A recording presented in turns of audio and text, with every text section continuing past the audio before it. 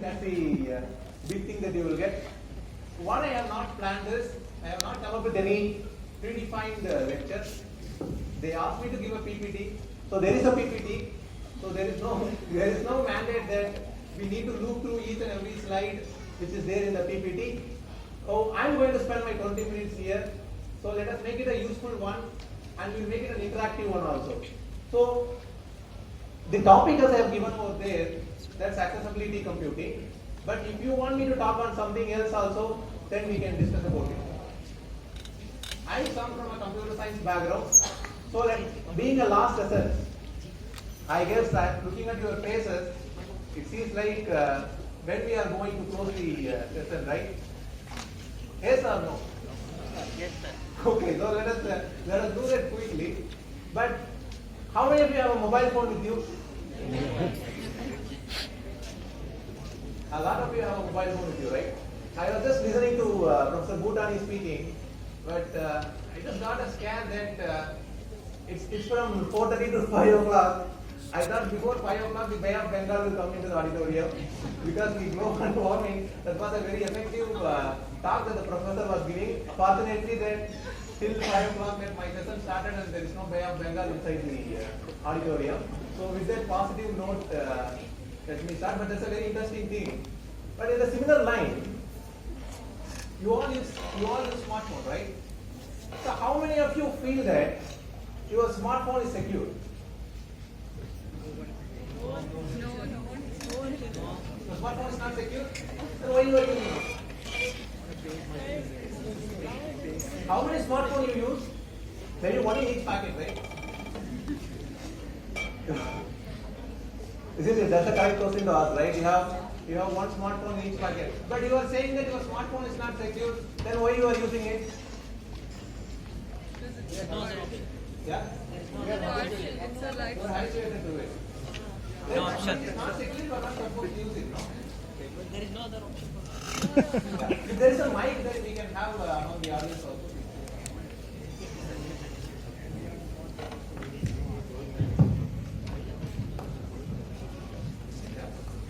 Anybody wants to ask something? No, it's going to be a kind of some small discussion type of a thing. So you please feel free to speak. Don't think like you have to keep quiet and just another 20 minutes more you have to just keep quiet. Not like that. You just have something like at the end of this session you should have some take home points. When you go out from this hall, you should have something that you carry with you that will be useful for you. That is the whole objective. I think based on this the organizers have done it here. Sir, it has become a part of our lifestyle, so everyone's habituated to it, and nobody is concerned about security at this point because it's necessary to have communication through some way, in long distance or in any way. Okay, she is saying that nobody is concerned with the security. Are you okay with that? Concerned but we don't aware about So you mean to say that the smartphone has become a part of our life and you can't avoid the kind of way, right? But you see, this generation of people, they are growing with the technology. Like when we were there as children, these technologies were not there. Like at a later point in time, we got adapted to these techniques. But now if you see the current generation, for them a smartphone is nothing but a ball, like a playing toy. I have seen mothers proudly telling that if you give a smartphone to a 3-year-old kid, she will do everything with a smartphone, they will be proudly telling. But there is a question over there. Is it really is it really a thing that to be proud of, or is there something that we have left so that that we are not taking proper care? This is a theme that we may discuss if you agree. Are you okay with this? Yes, Are you able to understand what I am saying? Yes, sir.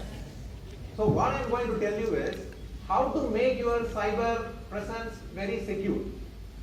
This is not related to accessibility computing, as I understand you people are not from computer science, right? Are you from, how many of you are from computer science domain? My scholar is raising his hand, I know you are from computer science. So, right. So first thing first, you all use password, right? You all use password, no? So, have you taken any special effort to make your password secure? We just use password, right? Are we taking any efforts to make our password secure? Yes. What effort we take? Generally, we do not take much effort to make our password secure.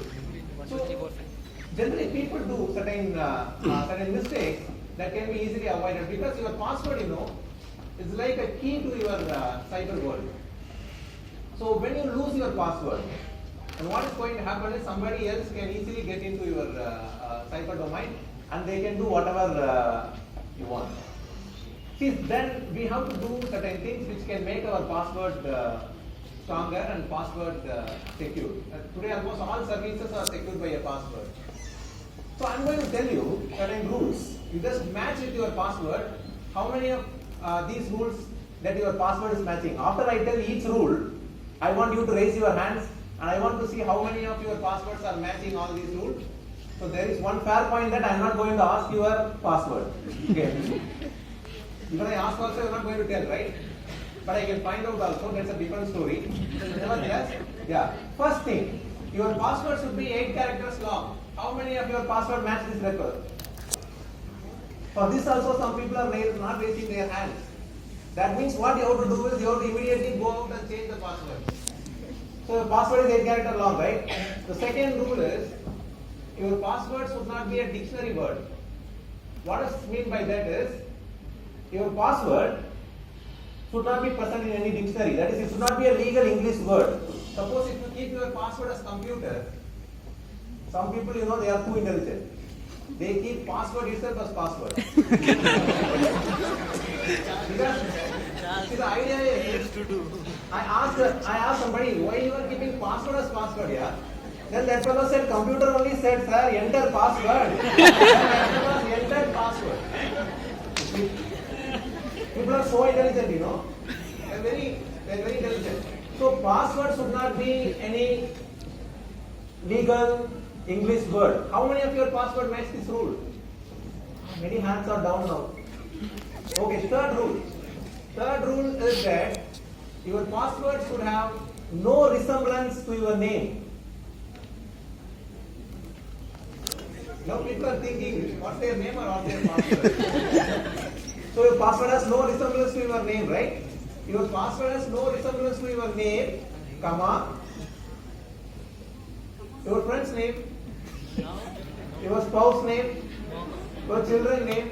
That is somebody who knows about you, they should not guess your password. All these come under one rule. So how many of your password match this? Okay, then the fourth rule. Fourth rule is, you should not use same password for all your accounts. That is same password for Gmail, same password for Yahoo, same password for everything.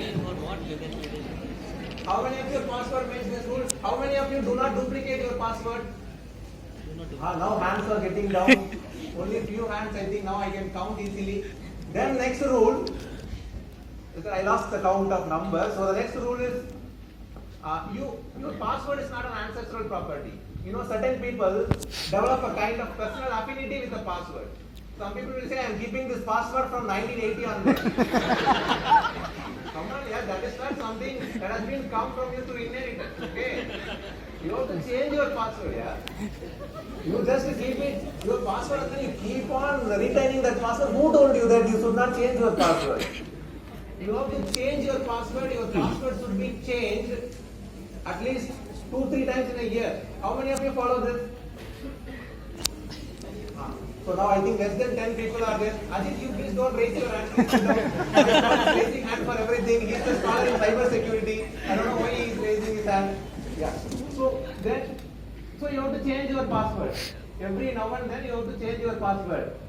Then you will ask me, boss, you say all these rules fine.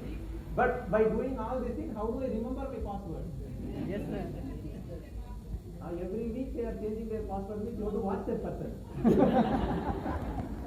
So, there are some rudimentary rules are also there. Like your password should be a combination of lowercase and uppercase letters. Yes. That means that your password should not be all lowercase or it should not be all uppercase. Why, You are all science students, right? Yeah. Do you know about factorial? What is factorial? Factorial is? Somebody take mic from Ajit's hand. What is factorial? 4 factorial is 4 multiplied by 3 multiplied by 2 multiplied by 1. That is the number of different ways items can be arranged. That is called factorial, right? So you have factorial. Like if you have only lowercase letters, you have 26 symbols. That means that maximum permutations will be 26 factorial. 26 factorial itself is a large number. You have 1 multiplied by 2 multiplied by 3 until 26. That's a large number. But you know that's not a large number for computer scientists. Because we will write program. The program will scan one after another. 26 factorial may not be a big number if I put it in a for loop. So what we do is, if you include one capital letter, don't ask anybody's password, yeah?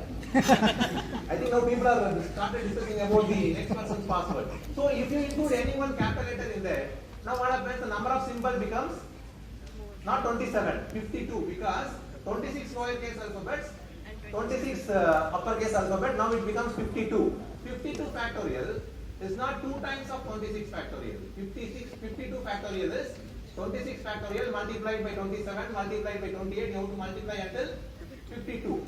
So that's a large number, very large number comparing to 26 factorial. So your password, how many of your password are all lowercase or all uppercase? So please change your password immediately after the session gets over, or now itself you can go out and change your password. You know why I am telling this?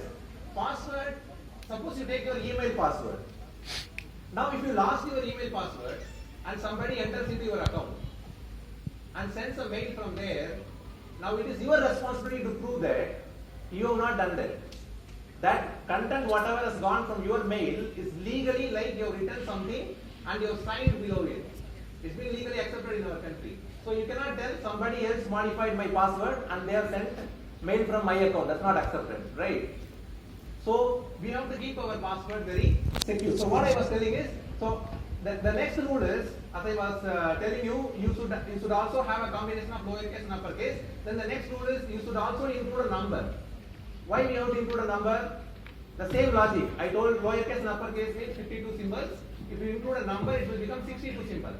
So now it becomes 62 factorial. So 62 factorial is a far bigger number than 52 factorial. And we also say in our computer science domain that your password should be also having a special character. What is the special character? If you see in the keyboard, in the first row, there will be some special characters like exclamation mark, plus, minus, asterisk, question mark. All these symbols will be there. So that is called special characters. And you have to include one special character also into the password. By the way, after doing all these things, you have to remember. And the final role of the password is you should not write your password anywhere. Some people, you know, they are very good. They write their PIN number on the back side of the ATM card itself. The ATM card, you know, just on the back side they write 4578. By the way, 4578 is not my ATM card number. Don't give any idea, it's not my ATM card number. Just for example, actually. So it's not that. See, that's an intellectual property that you have to keep it safely. And password you are not supposed to share with anyone. Close friend or closely close friend or eating in the same plate type of friend. So you are not supposed to share your password. Password is a password is a password. You are not supposed to share it with anyone. So if you follow all these rules, what is going to happen is your password will be secure. But by then, repeatedly you may get a question that how do I remember this password? How do I make a password that have all these kind of regulations? There is a trick. If you prefer, I will tell you the trick. You want to know the trick? Yes, sir. You want to know the trick or not? Yes, sir. Yeah. So then let me tell you. So what you can do is there is something called paraphrasing. What is paraphrasing is you take a sentence, your favorite sentence. Okay. Now from that sentence, let's have this sentence has some 10 words. Now you can formulate your own rule. So how to build your password? Like first character from the first word, first character from the second word, each one can be alternatingly capital letter and small letter. Finally you add one number. So next time you have to change the password, what you can do is, you just do the second character from the each word and then you add the next incremental number. But only thing is, you should remember that paraphrasing what you said, the long sentence, and that sentence you should not tell it to anyone. After doing that, you tell it to your friend in the canteen, see, this is my paraphrasing and this is my rule set also. This is what I do to set my password. If you say like that, it is better to have the olden day password itself. So don't do that thing. And one thing that you should not absolutely do is use the same password for every account, because when we observe, most people use the same password for every account. It is like putting the same key for all the locks in your house. You have a bike, for that also same key. You have a door, for that also same key. Why do you keep like that? No? Each lock has its own key. That is the purpose of a key. Then you put one key for all lock. That does not make any sense, right? No sensible person will do that particular thing. So far, I have told you certain things regarding password. You have any questions to ask me? But still they are not. Yeah. How to remember multiple passwords is yes.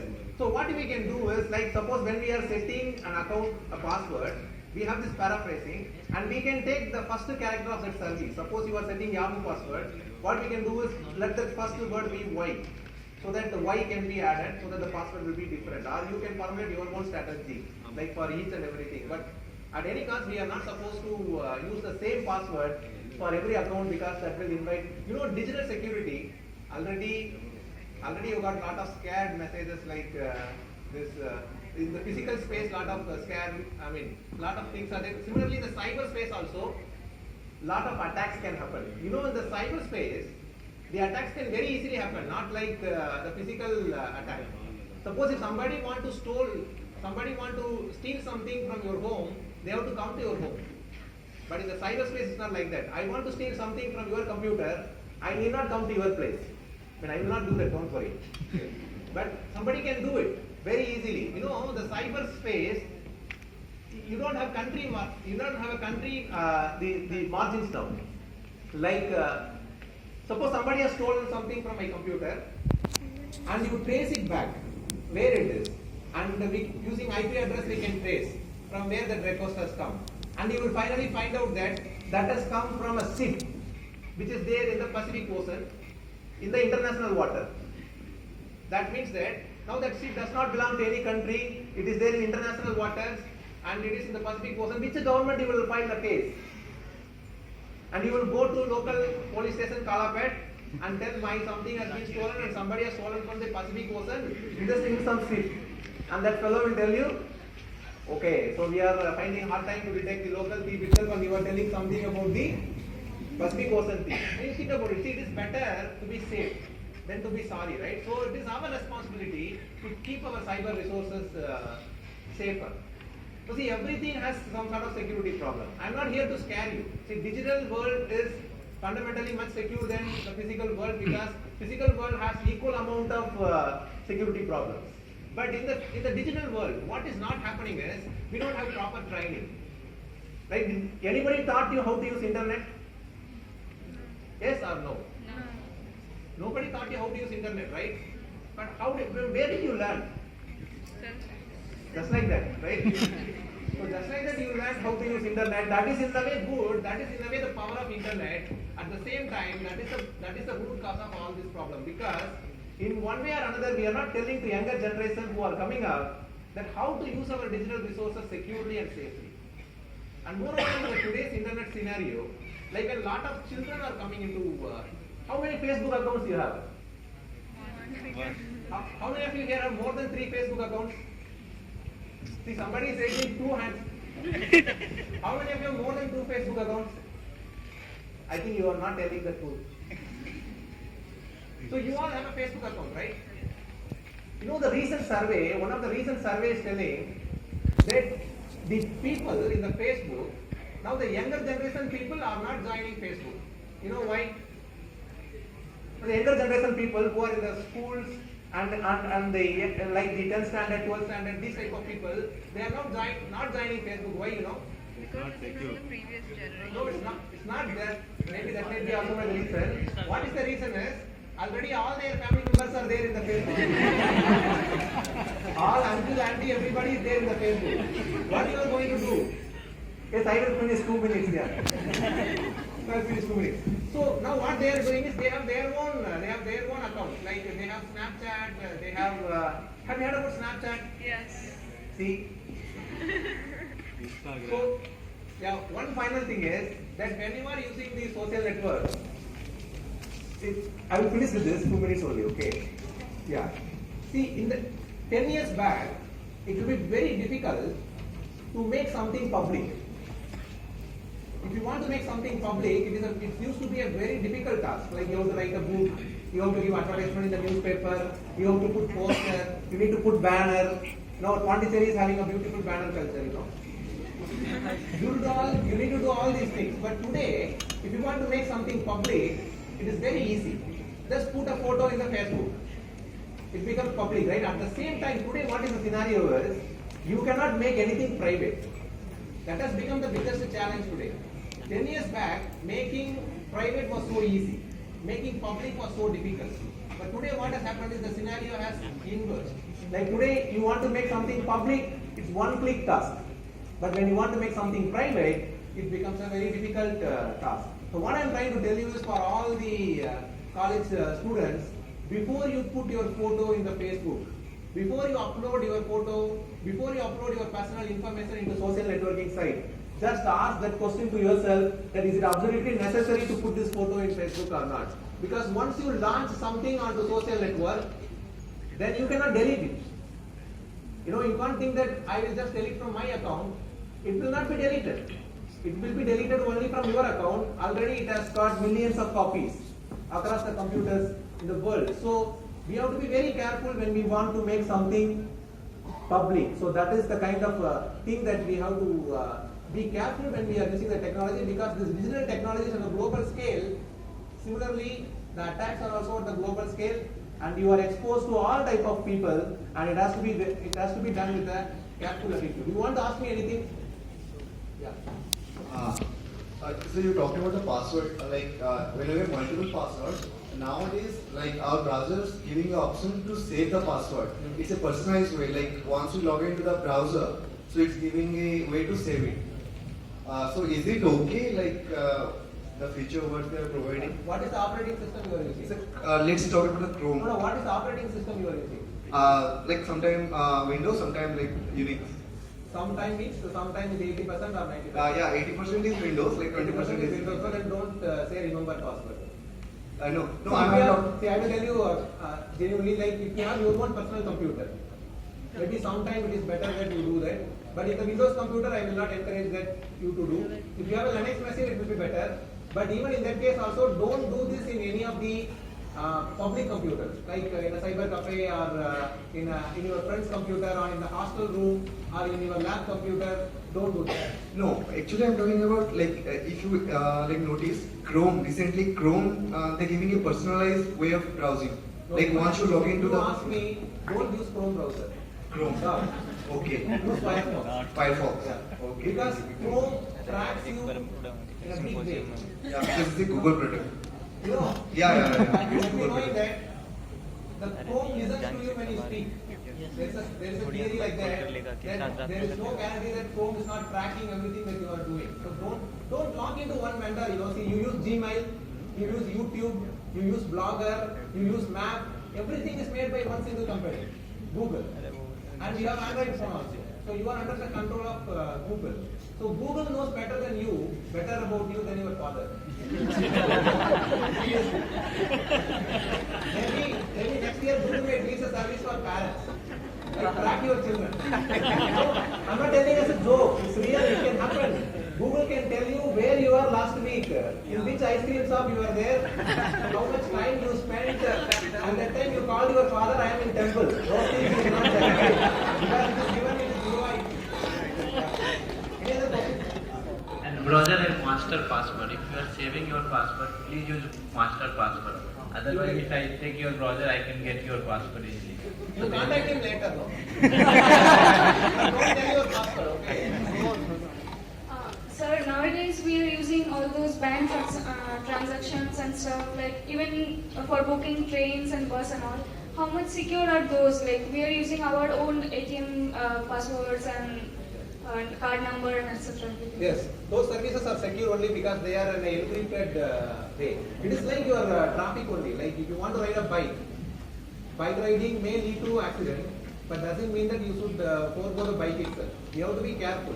Like as I said, when you want to do this type of thing, it is better to do in a secure browser. Like if you use Firefox browser, it will be better in my opinion. That is what all developers say, because Firefox is an open source browser. So it is better, we know absolutely what Firefox is doing. With respect to other browsers, we have no idea like that. Sir, is it okay to put all the photos in Google Drive? The pictures to save it? I told you, you know. Oh, is it safe there? People are hacking it also. Yeah, Google Drive, you can save your photos, but you make sure that what type of photos you are putting in Google Drive. Okay.